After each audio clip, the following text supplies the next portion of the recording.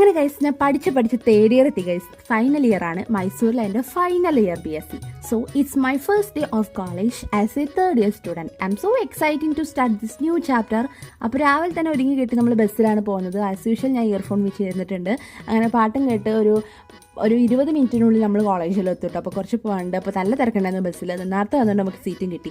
അങ്ങനെ ഇതേ നമ്മൾ കോളേജിലെത്തി. നമുക്ക് ഇനി ഇവിടുന്ന് കുറച്ച് നടക്കാനുണ്ട്, ഒരു 5-10 മിനിറ്റ് നമുക്ക് നടക്കാനുണ്ട് കേട്ടോ. അപ്പം വേഗം എത്തി.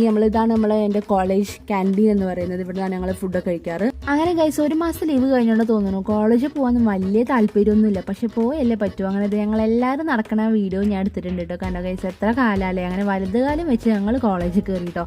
അപ്പോൾ രാവിലെ തന്നെ കോളേജിൽ വന്ന് തന്നെ ഫസ്റ്റ് ചെയ്യുന്നത് ബാഗ് ഇവിടെ വെക്കും, വേഗം വെള്ളം നിറയ്ക്കും, പിന്നെ വാഷ്റൂം പോവും, കണ്ണാടി നോക്കും. ഇതാണ് മെയിൻ സംഭവം.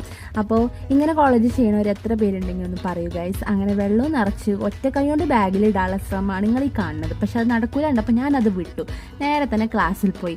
1 മാസത്തിന് ശേഷം ക്ലാസ് കാണുമ്പോൾ തന്നെ എന്തോ ഒരു പോലെ ഗൈസ്. ഇങ്ങനെ എല്ലാവർക്കും ഉണ്ടാവില്ല. അങ്ങനെ വലതുകാലം വെച്ചിട്ട് തന്നെ ക്ലാസ്സിലും കയറി.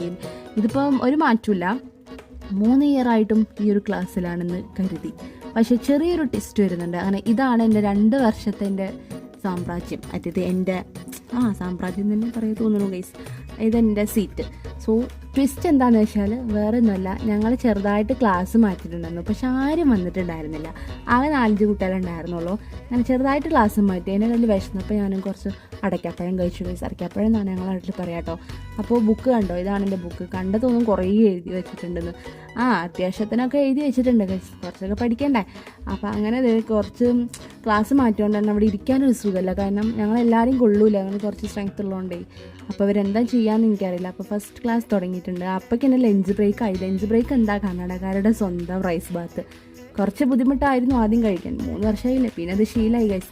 അങ്ങനെ പിന്നത്തുള്ള ട്വിസ്റ്റ് എന്താ വെച്ചാൽ ക്ലാസ്സിൽ ആരുമില്ല. വേറെ ഒന്നുമല്ല, ഉച്ചയ്ക്ക് ശേഷം ക്ലാസ്സിലാണ്. ഞങ്ങൾക്ക് ബസ് പോയപ്പോഴാണ് പറഞ്ഞത്. സ്വാഭാവികം. ഞങ്ങൾക്ക് പിന്നെ അങ്ങനെയൊന്നും തോന്നാറില്ല. പിന്നെ ടാറ്റ ബാബായി എന്ന് കണ്ണാടി നോക്കി പറഞ്ഞു.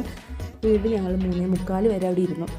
3:45 ബസ്സിനാണ് ഞങ്ങൾ പോകാൻ നിൽക്കണം. നല്ല വെയിൽ. അതാണ് ഈ കൊടയും പിടിച്ച് പോകണം കേട്ടോ. വീണ്ടും ഞാൻ എൻ്റെ കാല്, എന്തിനാണ് ഞാൻ ഇത്ര അധികം കാല് കാണിക്കണമെന്ന് എനിക്കറിയില്ല ഗൈസ്.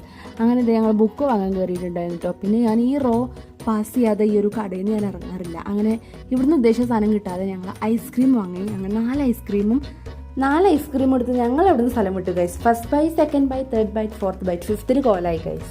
അങ്ങനെ അതും കംപ്ലീറ്റ് ആയിട്ട് നമ്മൾ ഏകദേശം റൂം എത്താനായിട്ടുണ്ട് കേട്ടോ. അപ്പോൾ നമ്മൾ 3:45 ബസ്സിന് വന്നുകൊണ്ട് തന്നെ ഒരു 4 മണിയല്ല 4:10 നമ്മൾ റൂമിലെത്തി. പിന്നെ സബ്സ്ക്രൈബ് ചെയ്ത് സപ്പോർട്ട് ചെയ്യാൻ മറക്കല്ലേ. ഇപ്പോൾ ഫസ്റ്റ് ഡേ ഇവിടെ കഴിഞ്ഞു.